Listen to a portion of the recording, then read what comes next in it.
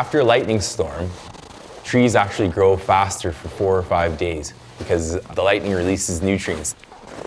The same way about what's happening here with tariffs. It's a storm, it's a bit of a lightning storm, and out of that it's going to get released a bunch of nutrients for us to grow, you know?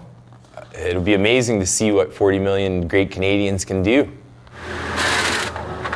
Well, there's some that he had dug out for that order for James Martin.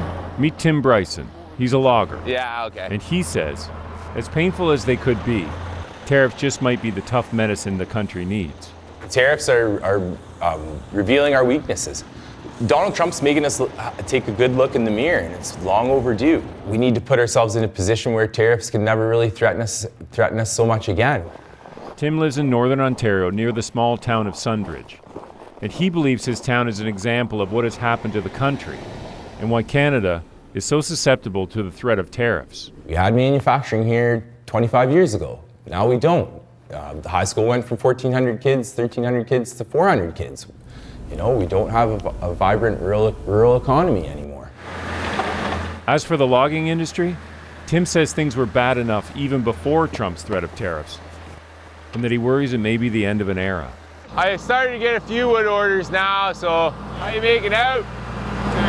Okay. My great-great-great-grandfather moved here just east of town in 1878. It was like a big family thing for the longest time, but I'm kind of the last man standing of the family still in the forest industry. We wired the block heater. The block heater comes up into the cab now, so you just plug right in right there. Perfect. Tim's logging operation employs 35 people. I'm sure a guy could figure it out. One of them is Brandon Pierce. You know, what is the threat of tariffs? Like, what has it brought up inside you? You know, I'm nervous. I got a family to feed and a mortgage, you know? All righty. Brandon has worked here for years, but for how much longer, he doesn't know. If it comes down to it, you know, the company will fold just simply because of tariffs. You know, and that sucks. I mean, trucking and all that stuff all comes together. Like, if that all collapses because of said tariff, I mean, that's a lot of people that are going to feel some pain, right? Hello, ladies. With so much at stake, Tim has watched the parade of Canadian politicians pleading Canada's case in Washington. And Tim says our politicians missed the point. Diplomacy is important, but at some point you just need to come home and fix our own domestic problems here, you know? We have made in Canada problems here. For Tim, the threat of tariffs is actually an opportunity to solve those problems. If Donald Trump doesn't want our lumber, then let's start building houses here. You know, we have all of the space and all of the lumber that we need to start fixing our housing problem. At this point, I should point out that Tim isn't just a logger. He's also the township mayor. And he knows if tariffs drive up prices, that will affect the municipality too. Hey, Derek. How's it going? Tim checks in with the treasurer. Just here to talk about tariffs.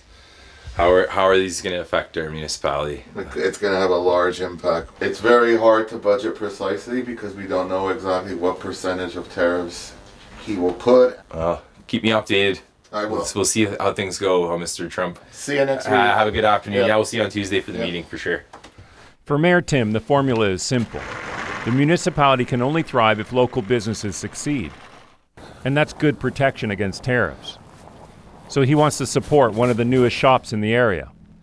Sips is co-owned by Katie Prudhomme. Hopefully we get through this and we're not relying on the states for our products and you know, the threat of tariffs isn't something that we have to face in the future if we can both become a little more self-sufficient. Cheers. Cheers, cheers.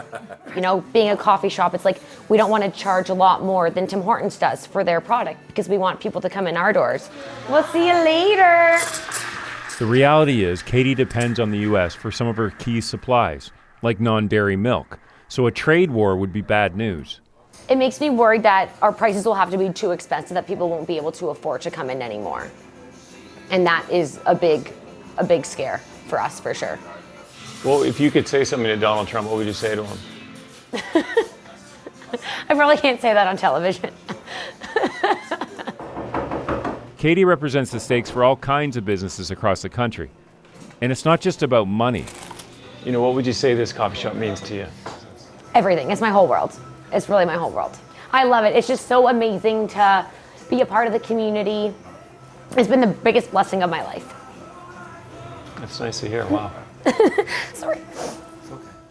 It may be passion like Katie's that the country needs to get through whatever comes next. Yeah.